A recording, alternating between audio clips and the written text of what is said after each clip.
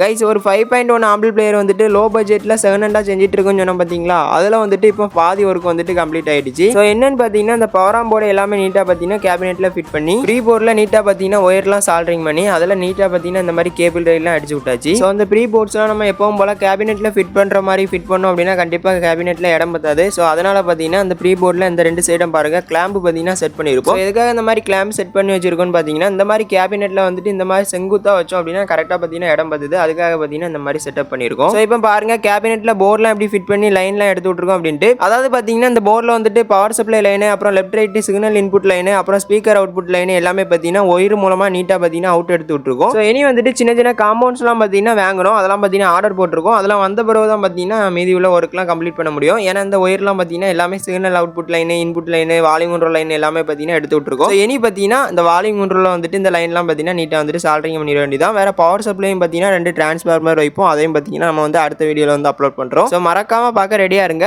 Bye guys.